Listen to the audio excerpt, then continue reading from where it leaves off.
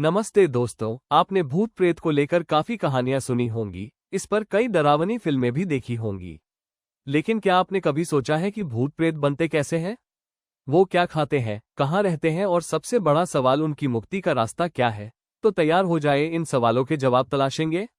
लेकिन उससे पहले कृपया चैनल को सब्सक्राइब करें और कमेंट बॉक्स में जय बजरंगबली लिखना बिल्कुल ना भूलें। चलिए जानते हैं कि भूत प्रेत की सच्चाई है क्या। दरअसल हमारी दुनिया की तरह ही भूत प्रेत की भी एक अलग दुनिया होती है। ये दुनिया रहस्यों से भरी हुई है, जहां आत्माएं भटकती है। विज्ञान भले ही इन्हें ना माने, लेकिन हिंदू धर्म और गरुड़ पुराण में इनके अस्तित्व का विस्तार से वर्णन किया गया है। गरुड़ पुराण के प्रेत खंड में भूत प्रेतों की उत्पत्ति, उनके जीवन और मुक्ति के उपायों की गहरी चर्चा की गई है। कहा जाता है कि कुछ आत्माएं मृत्यु के बाद शांति नहीं पाती।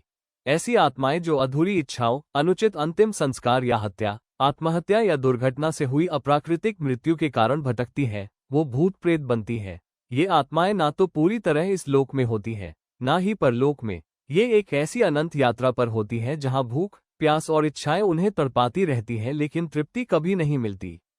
सोचिए, एक ऐसी दुनिया जहां केवल छायाएं और आत्माएं विचरण करती हैं।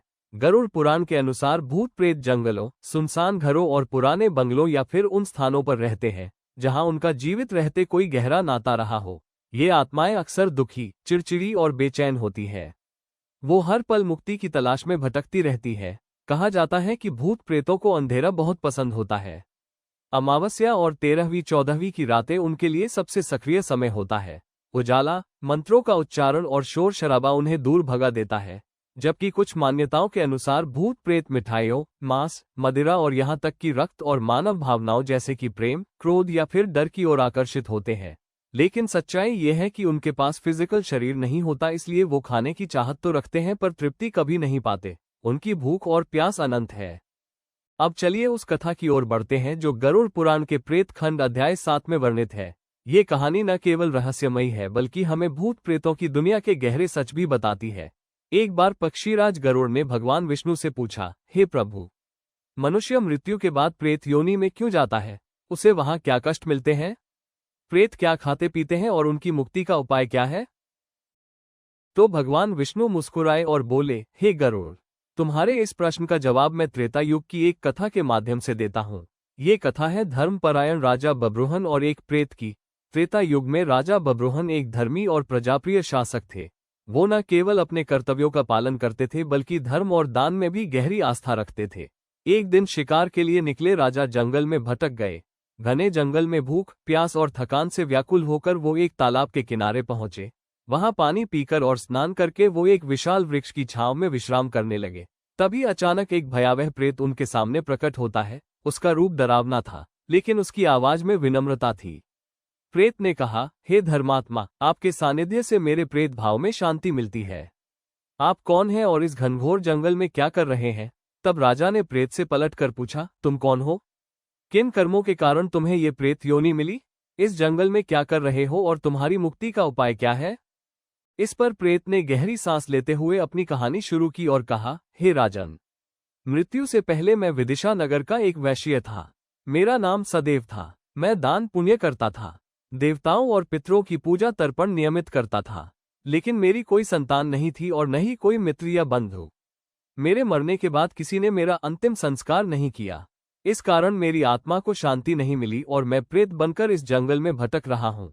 प्रेत ने आगे बताया, हम प्रेतों को भूख और प्यास सताती है, लेकिन कोई भौतिक वस्तु हमें तृप्ति नहीं देती। इस जंगल में सुंदर फूल और स्वच्छ जल जरूर है, लेकिन मैं उसे ग्रहण नहीं कर पाता। मेरी आत्मा हर पल तड़पती है। इसके बाद प्रेत ने राजा से विनती की, हे राजन, यदि आप मेरे लिए विधि विधान से अंतिम संस्कार और श्राद्ध तर्पण करवाएं तो मुझे इस प्रेत योनि से मुक्ति मिल सकती है।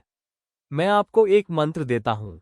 इसके द्वारा प्राप्त धन से आप विद्वान ब्राह्मणों को आमंत्रित करें और मेरे नाम से धार्मिक अनुष्ठान करवाएं। प्रेत अपनी कहानी सुना ही रहा था कि इतने में राजा के सैनिक उन्हें ढूंढते हुए वहां पहुंच गए। राजा ने प्रेत की बातों को गंभीरता से लिया और अपने महल लौटकर प्रेत के बताए अनुसार सभी संस्कार पूरे किए।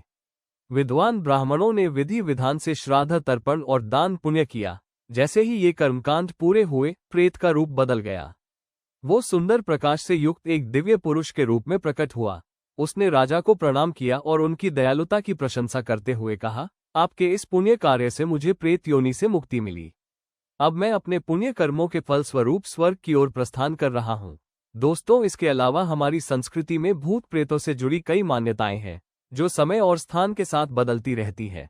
कुछ लोग मानते हैं कि भूत प्रेत मिठाइयों और सुगंधित चीजों की ओर आकर्षित होते हैं, क्योंकि इनमें प्राण शक्ति होती है। कुछ का कहना है कि वो मानव भावनाओं, जैसे कि डर, प्रेम या क्रोध को खाते हैं, क्योंकि ये भावनाएं उनकी ऊर्जा का स्रोत बनती है। वहीं कुछ का मानना है कि प्रेतों को कुछ भी खाने की जरूरत नहीं होती, क्योंकि उनके पास भौतिक शरीर नहीं होता। उनकी भूख मानसिकता होती है, जो कभी पूरी नहीं होती। तो दोस्तों, ये थी आज की वीडियो। आपको क्या लगता है, भूत प्रेत होते हैं या ये सब महज कल्पना है? अगर आपको ये वीडियो अच्छी लगी हो तो इसे लाइक और शेयर जरूर करें।